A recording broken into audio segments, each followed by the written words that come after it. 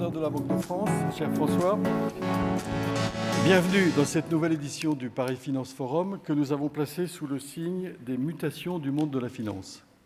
Alors, je ne vais pas être long sur les mutations, je n'ai pas besoin de vous faire de dessin. Vous imaginez tous les changements que nous avons connus depuis la dernière édition en 2024. Tous nos schémas économiques doivent être revisités, notamment à la lumière de la nouvelle administration américaine. Et alors qu'on aspirait à une gouvernance harmonisée en matière financière, qu'on insistait sur une concurrence équitable entre les grandes zones économiques, la fragmentation du monde est en train de s'amplifier, et ce sera d'ailleurs le thème d'une des premières tables rondes de ce matin. Au cours de cette journée, nous aurons également la chance d'avoir Laurent Saint-Martin, qui présidera notre déjeuner, qui est une personnalité politique originale parce que biculturelle, à la fois expert dans le privé et expert dans le public, puisqu'il a été ministre du Budget et qu'il est aujourd'hui ministre du Commerce extérieur. Alors, on ne doit pas rester hagard devant ces bouleversements, mais saisir les opportunités. Il y a évidemment un chemin considérable à parcourir, mais on peut penser que l'Union européenne a pris la mesure du défi si on considère l'écho qu'a eu le rapport de Mario Draghi sur la compétitivité de l'Europe et si on considère le challenge que représente la nouvelle administration américaine. L'Europe doit rattraper un temps perdu depuis 20 ans avec une perte de compétitivité qui est malheureusement aujourd'hui bien documentée. On doit réviser toutes nos politiques, réviser notre appareil normatif. Et à cet égard, je voudrais saluer un travail qui a été fait par les groupes de travail de Paris Europlace que pilote brillamment Jean-Charles Simon, avec deux co-rapporteurs qui étaient Véronique Ormezzano et Georges Duponchel.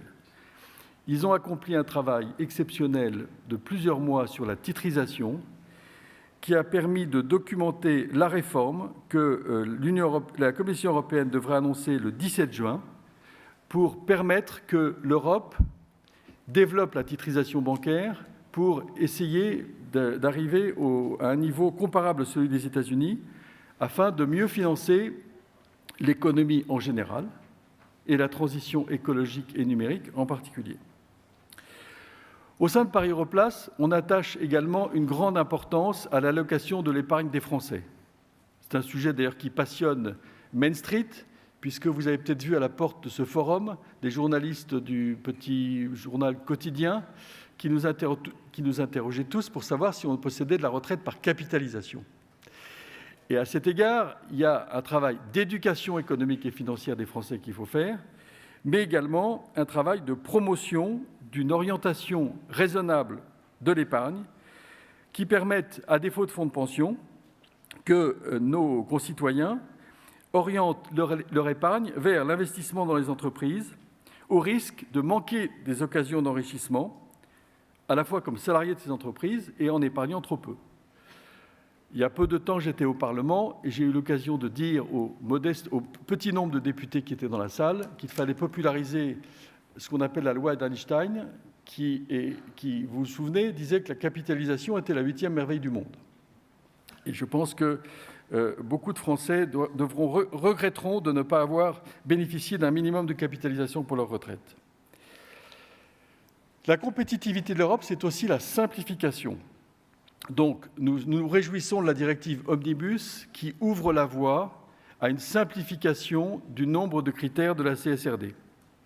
On sera très attentif à ce que cette révision soit à la hauteur des attentes des entreprises pour alléger l'exercice qui, aujourd'hui, est objectivement très excessif. Il faudra conserver uniquement le nécessaire. Alors, bien sûr, cette révision ne doit pas nous faire abdiquer l'ambition de la transition environnementale, mais il faut la concilier avec l'exigence de compétitivité économique de l'Europe. Alors, cette compétitivité, aujourd'hui, elle est inscrite au fronton européen, mais c'est aussi une exigence pour la France. Et on a eu l'occasion de regretter que dans la loi de finances 2025, plusieurs dispositions abîment notre compétitivité. Et donc, nous militons pour qu'il s'agisse d'un épisode temporaire et en partie réversible, et afin que le projet de loi de finances 2026 renoue avec la recherche de compétitivité et d'attractivité de notre territoire. Il faut répondre à la crise des finances publiques en se saisissant des opportunités de changement en l'occurrence en se saisissant de la réforme de la sphère publique afin de réaliser des économies nécessaires sans pénaliser à long terme les ménages et les entreprises. Donc, nous avons eu l'occasion de le dire souvent, le Parlement a une très lourde responsabilité pour la loi de finances 2026. Chaque débat parlementaire, chaque joute qui prend la finance comme bouc émissaire fait reculer la place financière de Paris de quelques pas. Personne ne peut imaginer que des décisions d'investissement qui se prennent aux États-Unis, aux Pays-Bas, en Allemagne, sont décalées, voire annulées, lorsque, pendant une semaine, le Parlement prend le secteur de la finance à Paris comme bouc émissaire. Or, le secteur a créé 2000 emplois très qualifiés ces dernières années.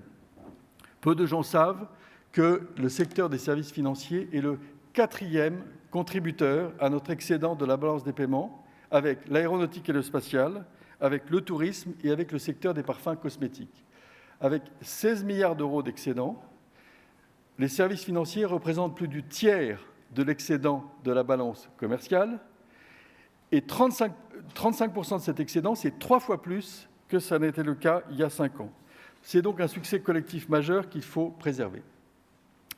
Pour conclure, et avant de donner la parole à François Villeroy de Galhau, qui nous fait l'honneur de venir ce matin, je veux lui redire, au nom de la place de Paris, notre gratitude pour son engagement constant, et même physique, puisqu'il participe à des roadshows aux 4 coins du monde avec Paris Europlace, au service de notre attractivité.